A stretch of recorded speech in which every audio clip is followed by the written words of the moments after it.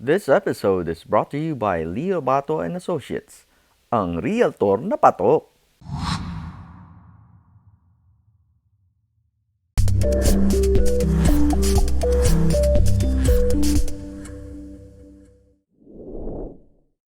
Speaking of Blue Jean Junkies, without mentioning dates, Sam, I just want to know what the game plan is, because you started this when you were in a dark place. I wasn't really in a dark place when I started Different it. place. Really? I had a mission, I had a goal, I wanted to achieve something, I had direction, and then So nalihis lang. yeah, then when I got to where I want, when I got to my destination and goal, na-release ko yung album, songs, and people started guesting, TV. Right. Tapos they were, we were branded it but as the hindi number one, number two. Kahit na. Best live act Yes. in the entire Manila. Best performance, best ng mix. Mga Right. ganun, Yeah. di ba? They had their own, what's this, awarding. Mga category, Category mga on awards, TV. O, ganun, parang okay, I achieved my goal. Time for me to have a good time. Time for me to have a drink. A drink or 10. Yung ganyan. Hindi drink or 2. So that drink or 10 led to different lifestyles after it got unmanageable for like 28 years. So naiba So yung focus. I was juggling. Oo. Yeah. What happened is I just played music because I was gonna earn something. Bars, ganyan. And then I would go back into that lifestyle of debauchery, which I told you I don't regret. Right. Because it made me who I am right now. Correct. Not to be elaborating too much. So now that I was able to pick up where I left off to be productive consistently, then that's my way of keeping up the good fight a day at a time. And the good fight is you're trying to do something good. You're trying to maintain, di ba? Whether you're a family man, a father, di ba? Keeping up that role of responsibility, what you have to do, not just because, but out of a personal choice. Correct. Not just for show. Correct. Not just because you could provide. Not just because it'll look good. No, you're really doing it for yourself because it gives you a sense of Satisfaction. satisfaction. Gratification eh. Yeah, at the end of the day, while you're gratifying others. So ganun di ba pakiramdam mo sa Blue Jean Junkies ngayon? Yes, it has gotten to a point where I learned that I cannot.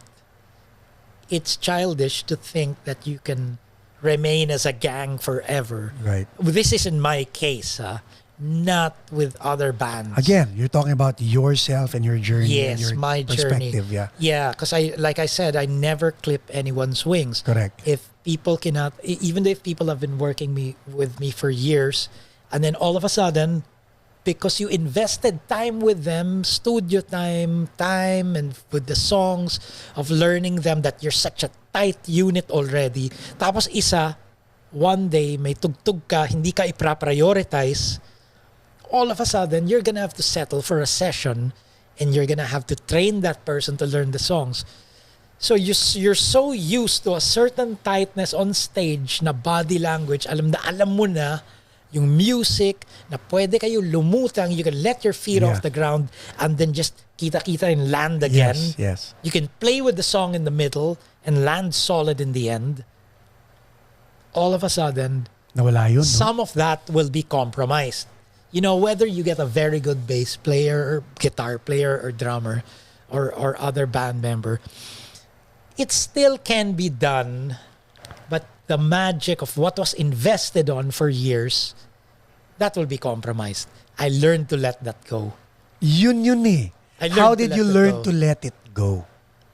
Acceptance na lang, because the show must go How on. hard was it to let it go? It was hard because there was resentment. How do you erase the resentment? Acceptance. Acceptance talaga, no? Acceptance. To erase the resentment, acceptance. Pero you have to practice accepting what you need to accept. Tama ba? Hindi. Kailangan mo patanggapin Yes. lahat. Kasi- But when do you put your foot down? Hindi. Kasi ang mangyayari niyan, kung hindi mo matanggap, you're gonna invest in another band member which nowadays you can't tell that band member, I need your commitment. Unless he or she is on your payroll.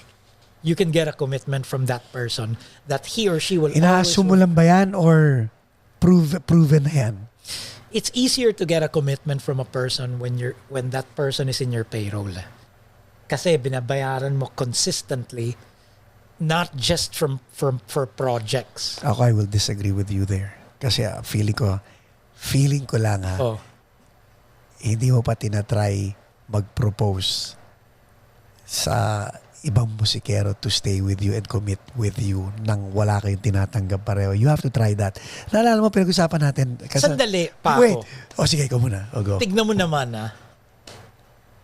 kung may US tour ako, Oh, tapos hindi sila makapunta, ako lang yung may kaya pumunta. bakit di sila makapunta? Whether yung budget ng production Okay. para sa akin lang. So kailangan parang relationship yan eh.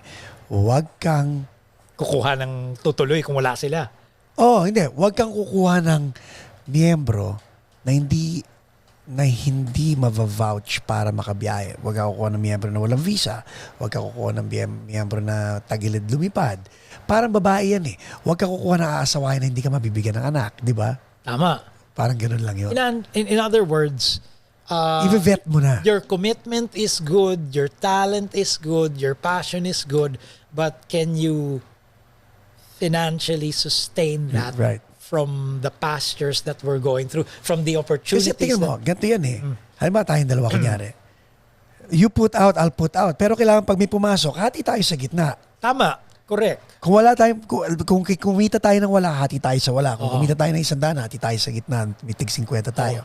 Dumating sa point, paano kung ikaw lang yung put out ng put out? Hindi pwede. Financially. Hindi pwede. So, ang mangyayari nun, okay lang na, sige, sagot ko yung studio, sagot ko yung ganyan. Ako yung mag-i-invest. Basta bigay mo lang sa akin yung time nyo. Mali yun. Darating ka sa point Yeah. na this is rightfully mine kasi ako yung nag-put out financially. Para kay sugar daddy. Parang ganun na. Anong ginagawa ng mga pinapascholar mo? Di ba iniiwanan ka rin pag sugar daddy ka? Yeah, Di ba?